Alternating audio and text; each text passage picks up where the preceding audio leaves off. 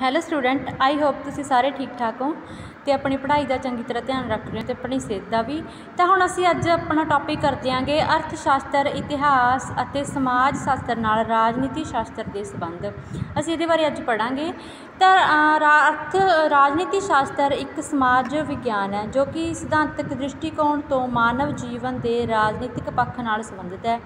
ਪਰੰਤੂ ਆਧੁਨਿਕ ਯੁੱਗ ਦੇ ਵਿੱਚ ਮਾਨਵ ਜੀਵਨ ਦੇ ਰਾਜਨੀਤਿਕ ਪੱਖ ਦਾ ਨਿਵੇਕਲੇ ਰੂਪ ਦੇ ਵਿੱਚ ਅਧਿਐਨ ਕਰਨਾ ਲਗਭਗ ਅਸੰਭਵ ਹੈਗਾ, ਕਿਉਂਕਿ ਵਿਅਕਤੀ ਦੀਆਂ ਆਰਥਿਕ, ਨੈਤਿਕ, ਮਨੋਵਿਗਿਆਨਿਕ, ਭੂਗੋਲਿਕ ਆਹ ਜਿਹੜੀਆਂ ਅਵਸਥਾਵਾਂ ਨੇਗੀਆਂ, ਇਹਨਾਂ ਅਵਸਥਾ ਦਾ ਮਾਨਵ ਜੀਵਨ ਦੇ ਰਾਜਨੀਤਿਕ ਪੱਖ ਦੇ ਉੱਪਰ ਪ੍ਰਭਾਵ ਪੈਣਾ ਬਿਲਕੁਲ ਸੁਭਾਵਿਕ ਹੈਗਾ, ਕਿਉਂਕਿ ਇਹਨਾਂ ਸਭ ਚੀਜ਼ਾਂ ਦਾ ਪ੍ਰਭਾਵ ਮਨੁੱਖ ਦੇ ਉੱਪਰ ਜ਼ਰੂਰ ਪੈਂਦਾ, ਉਹਦੇ ਰਾਜਨੀਤਿਕ ਪੱਖਾਂ ਦੇ ਉੱਪਰ ਜ਼ਰੂਰ ਇਹਦਾ ਪ੍ਰਭਾਵ ਪੈਂਦਾ। ਇਸ ਤਰ੍ਹਾਂ ਮਾਨਵ ਜੀਵਨ ਦੇ ਜਿਹੜੇ ਦੂਸਰੇ ਪੱਖਾਂ ਦੇ ਉੱਤੇ ਉਸਦੇ ਰਾਜਨੀਤਿਕ ਪੱਖ ਦਾ ਪ੍ਰਭਾਵ ਪੈਣਾ ਵੀ ਬਹੁਤ ਜ਼ਰੂਰੀ ਹੁੰਦਾ ਗਾ, ਜ਼ਰੂਰ ਪੈਂਦਾ ਪ੍ਰਭਾਵ। ਇਹ ਕਹਿਣ ਦਾ ਭਾਵ ਹੈ ਕਿ ਵਰਤਮਾਨ ਸਮੇਂ ਦੇ ਵਿੱਚ ਮਾਨਵ ਜੀਵਨ ਦੇ ਸਾਰੇ ਪੱਖਾਂ ਦਾ ਨਿਵੇਕਲੇ ਸ਼ਾਸਤਰ ਦੇ ਰੂਪ ਦੇ ਵਿੱਚ ਅਧਿਐਨ ਕਰਨਾ ਅਸੰਭਵ ਹੈਗਾ। ਤਾਂ ਮਾਨਵ ਜੀਵਨ ਦੇ ਸਾਰੇ ਪੱਖ ਨੇ ਜਿਹੜੇ ਇੱਕ ਦੂਜੇ ਨਾਲ ਸੰਬੰਧਿਤ ਨੇਗੇ, ਕਿ ਇਹਨਾਂ ਨੂੰ ਵੱਖਰਾ ਨਹੀਂ ਕੀਤਾ ਜਾ ਸਕਦਾ ਹੈ, ਕਿਉਂਕਿ ਬਹੁਤ ਜ਼ਿਆਦਾ ਡੂੰਘਾ ਸੰਬੰਧ ਹੈ ਇਹਨਾਂ ਦਾ ਇੱਕ ਦੂਜੇ ਦੇ ਨਾਲ।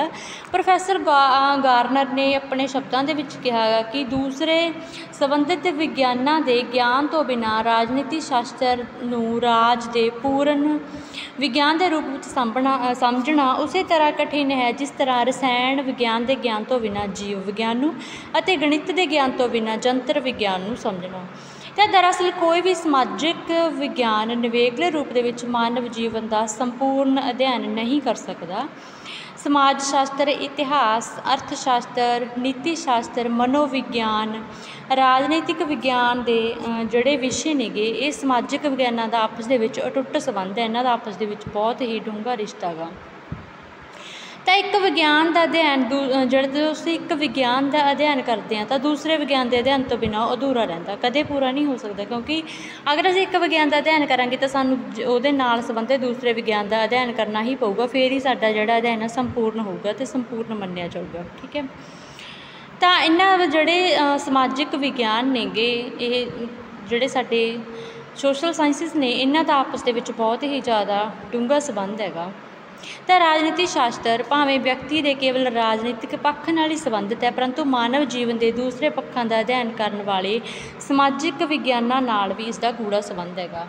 ਤਾਂ ਰਾਜਨੀਤੀ ਸ਼ਾਸਤਰ ਦੇ ਦੂਸਰੇ ਸਮਾਜਿਕ ਵਿਗਿਆਨਾਂ ਦੇ ਨਾਲ ਕੀ ਕੀ ਸੰਬੰਧ ਨੇ, ਅਸੀਂ ਉਹਨਾਂ ਸਾਰੇ ਸੰਬੰਧਾਂ ਦੇ ਬਾਰੇ ਵਿੱਚ ਡਿਟੇਲ ਨਾਲ ਪੜ੍ਹਾਂਗੇ।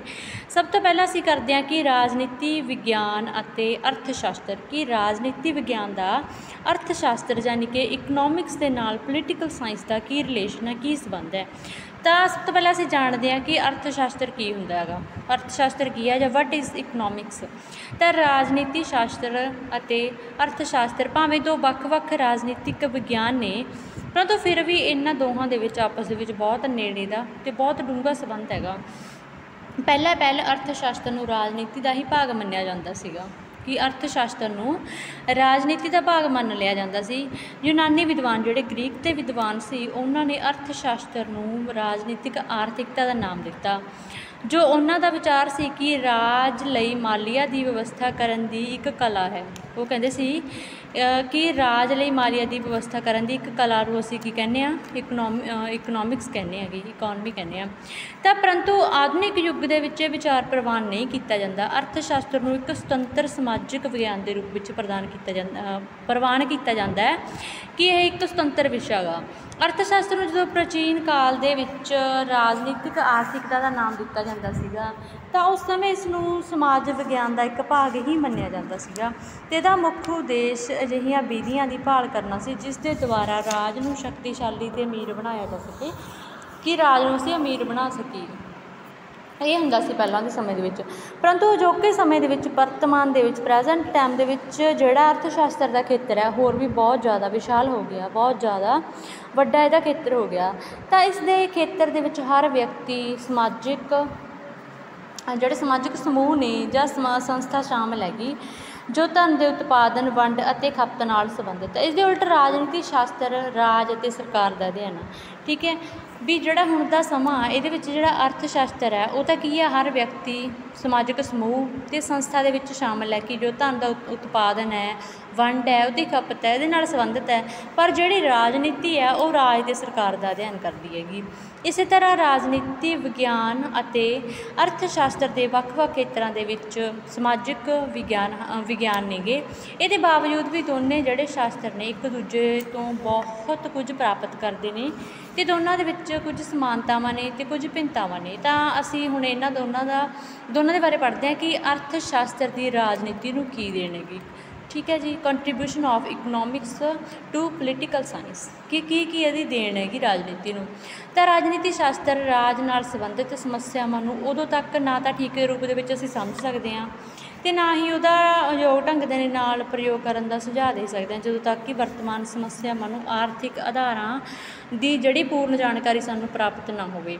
ਤਾਂ ਪ੍ਰਾਚੀਨ ਯੁੱਗ ਤੋਂ ਲੈ ਕੇ ਵਰਤਮਾਨ ਸਮੇਂ ਦੇ ਤੱਕ ਜਿਹੜਾ ਵਿਅਕਤੀ ਦੀ ਆਰਥਿਕ ਅਵਸਥਾ ਨੇ ਅਵਸ਼ਯ ਵੀ ਜ਼ਰੂਰੀ ਜਿਹੜੇ ਰਾਜਨੀਤਿਕ ਢਾਂਚੇ ਨੂੰ ਪ੍ਰਭਾਵਿਤ ਕੀਤਾ। ਜਿਉਂ-ਜਿਉਂ ਆਰਥਿਕ ਵਿਵਸਥਾ ਵਿੱਚ ਪਰਿਵਰਤਨ ਆਉਂਦੇ ਗਏ, ਕਿ ਜਿਵੇਂ-ਜਿਵੇਂ ਆਰਥਿਕ ਵਿਵਸਥਾ ਦੇ ਵਿੱਚ ਚੇਂਜ ਆਏ, ਬਦਲਾਅ ਆਏ, ਤਿਉਂ-ਤਿਉਂ ਉਸੇ ਤਰ੍ਹਾਂ ਹੀ ਰਾਜਨੀਤਿਕ ਅਵਸਥਾ ਦੇ ਅਨੁਸਾਰ ਵੀ ਰਾਜਨੀਤਿਕ ਢਾਂਚੇ ਦੇ ਸਰੂਪ ਅਤੇ ਕਾਰਜ ਪ੍ਰਣਾਲੀ, ਯਾਨੀ ਕਿ ਵਰਕਿੰਗ ਜਿਹੜੀ ਪ੍ਰਣਾਲੀ ਹੈ ਉਹਦੇ ਵਿੱਚ ਤਬਦੀਲੀਆਂ ਆਉਂਦੀਆਂ ਗਈਆਂ, ਚੇਂਜ ਆਉਂਦੇ ਗਏ।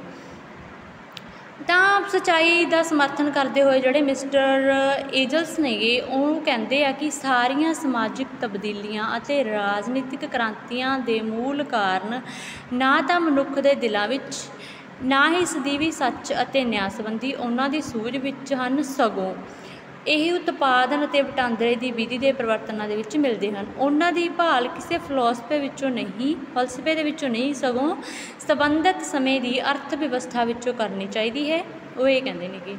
ਤਾਂ ਹੁਣ ਅਸੀਂ ਪੜ੍ਹਦੇ ਹਾਂ ਕਿ ਜਿਹੜੀ ਅਰਥ ਸ਼ਾਸਤਰ ਦੀ ਦੇਣ। ਠੀਕ ਹੈ, ਸਭ ਤੋਂ ਪਹਿਲਾਂ ਹੁੰਦਾ ਕਿ ਰਾਜਨੀਤਿਕ ਵਿਚਾਰਧਾਰਾਵਾਂ ਆਰਥਿਕ ਅਵਸਥਾਵਾਂ ਤੋਂ ਪ੍ਰਭਾਵਿਤ ਹੁੰਦੀਆਂ, ਕਿ ਜਿਹੜੀਆਂ ਰਾਜਨੀਤੀ ਦੀਆਂ ਵਿਚਾਰਧਾਰਾਵਾਂ ਨੇਗੀਆਂ ਉਹ ਅਰਥ ਅਵਸਥਾਵਾਂ ਤੋਂ, ਜਿਹੜੀ ਅਰਥ ਵਿਵਸਥਾ ਉਹ ਤੋਂ ਪ੍ਰਭਾਵਿਤ ਜ਼ਰੂਰ ਹੀ ਹੁੰਦੀਆਂ ਨੇ। ਪਹਿਲਾਂ ਰਾਜਨੀਤੀ ਸ਼ਾਸਤਰ ਵਿੱਚ ਵਿਅਕਤੀਵਾਦ, ਸਾਮਵਾਦ, ਸਮਾਜਵਾਦ, ਬਸਤੀਵਾਦ, ਸਾਮਰਾਜਵਾਦ, ਅਸੀਂ ਸਭ ਕੁਝ ਪੜ੍ਹਦੇ ਹਾਂ। ਆਦਿ ਪ੍ਰਮੁੱਖ ਜਿਹੜੀਆਂ ਇਹ ਸਾਰੀਆਂ ਰਾਜਨੀਤਿਕ ਵਿਚਾਰਧਾਰਾਵਾਂ ਨੇਗੀਆਂ, ਇਹਨਾਂ ਸਾਰੀਆਂ ਵਿਚਾਰਧਾਰਾਵਾਂ ਦਾ ਜਿਹੜਾ ਆਧਾਰ ਹੈਗਾ, ਦਾ ਜਿਹੜਾ ਇਤਿਹਾਸਕ ਪਿਛੋਕੜ ਹੈ, ਅਤੇ ਇਹਨਾਂ ਦੇ ਮੁੱਖ ਆਧਾਰ ਦੀ ਜਿਹੜੀ ਸੱਚਾਈ ਸਪਸ਼ਟ ਕਰ ਦਿੰਦੇ ਨੇ ਕਿ ਮੁੱਖ ਤੌਰ 'ਤੇ ਜਿਹੜੀਆਂ ਵਿਚਾਰਧਾਰਾਵਾਂ ਨੇ ਆਰਥਿਕ ਅਵਸਥਾਵਾਂ ਤੋਂ ਪ੍ਰਭਾਵਿਤ ਹੋਈਆਂ ਨੇ। ਵਿਅਕਤੀਵਾਦ ਦੇ ਸਮਰਥਕਾਂ ਦਾ ਇਹ ਵਿਚਾਰ ਹੈ ਕਿ ਆਰਥਿਕ ਖੇਤਰ ਦੇ ਵਿੱਚ ਰਾਜ ਦੀ ਕੋਈ ਦਖਲਅੰਦਾਜ਼ੀ ਨਹੀਂ ਹੋਣੀ ਚਾਹੀਦੀ।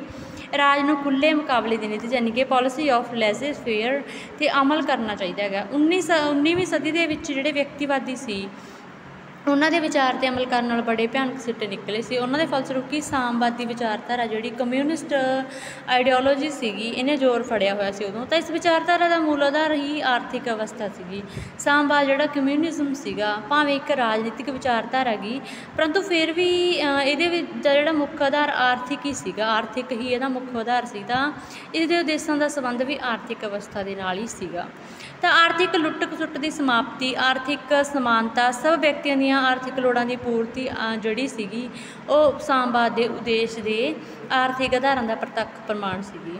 ਉਸ ਤੋਂ ਬਾਅਦ ਵਰਤਮਾਨ ਯੁੱਗ ਦੇ ਰਾਜ ਨੂੰ ਅਰਥ ਸ਼ਾਸਤਰ ਦੀ ਸਹਾਇਤਾ ਦੀ ਲੋੜ। ਜਿਹੜਾ ਵਰਤਮਾਨ ਰਾਜ ਹੈਗਾ, ਵਰਤਮਾਨ ਰਾਜ ਦੇ ਵਿੱਚ ਆਰਥਿਕ ਸਹਾਇਤਾ ਦੀ ਲੋੜ ਹੈਗੀ।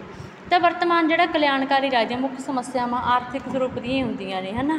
ਰਾਜ ਦਾ ਜਿਹੜਾ ਉਦੇਸ਼ ਹੈ ਮਾਨਵ ਜੀਵਨ ਦਾ ਸਰਬਪੱਖੀ ਵਿਕਾਸ ਕਰਨਾ, ਹੈ ਨਾ, ਵੀ ਮਨੁੱਖ ਦਾ ਸਰਬਪੱਖੀ ਵਿਕਾਸ ਹੋਵੇ। ਤਾਂ ਵਰਤਮਾਨ ਯੁੱਗ ਦੇ ਵਿੱਚ ਰਾਜ ਨੂੰ ਬਹੁਤ ਸਾਰੇ ਕੰਮ ਕਰਨੇ ਪੈਂਦੇ, ਜਿਹਦੇ ਲਈ ਧਨ ਦੀ ਲੋੜ ਹੁੰਦੀ ਹੈਗੀ, ਹੈ ਨਾ। ਤਾਂ ਕਰਕੇ ਜਿਹੜਾ ਰਾਜ ਹੈ ਉਦੇਸ਼ਾਂ ਦੀ ਪੂਰਤੀ ਕਰਨ ਦੇ ਲਈ ਜਾਂ ਧਨ ਦੀ ਪ੍ਰਾਪਤੀ ਦੇ ਲਈ ਟੈਕਸ ਲਾਉਂਦਾ, ਵਿਅਕਤੀਆਂ ਦੇ ਉੱਪਰ ਕਰ ਲਾਉਂਦਾ ਗਾ। ਆਯਾਤ ਨਿਰਯਾਤ, ਇੰਪੋਰਟ ਐਕਸਪੋਰਟ ਜਿਹੜੀ ਨੀਤੀ ਆ ਉਹ ਨਿਸ਼ਚਿਤ ਕੀਤੀ ਜਾਂਦੀ ਹੈਗੀ।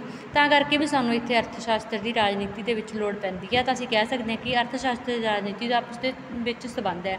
ਉਸ ਤੋਂ ਬਾਅਦ ਸਰਕਾਰ ਦੀਆਂ ਨੀਤੀਆਂ ਆਰਥਿਕ ਅਵਸਥਾ ਤੋਂ ਪ੍ਰਭਾਵਿਤ ਹੁੰਦੀਆਂ ਨੇ। ਕਿ ਦਰਅਸਲ ਵਰਤਮਾਨ ਰਾਜ ਦੇ ਵਿੱਚ ਹਰ ਪ੍ਰਕਾਰ ਦੀ ਨੀਤੀ ਹੈ ਜਿਹੜੀ ਆਰਥਿਕ ਅਵਸਥਾ ਤੋਂ ਬਹੁਤ ਪ੍ਰਭਾਵਿਤ ਹੁੰਦੀ ਹੈ, ਜ਼ਰੂਰ ਪ੍ਰਭਾਵਿਤ ਹੁੰਦੀ ਆ। ਭਾਵੇਂ ਕਿ ਸਾਰੇ ਦੇਸ਼, ਜਿਵੇਂ ਸੰਯੁਕਤ ਰਾਜ ਅਮਰੀਕਾ, ਰੂਸ ਤੋਂ ਵੀ ਆਰਥਿਕ ਸਹਾਇਤਾ ਅਸੀਂ ਪ੍ਰਾਪਤ ਕਰਦੇ ਰਹਿੰਦੇ ਹਾਂ।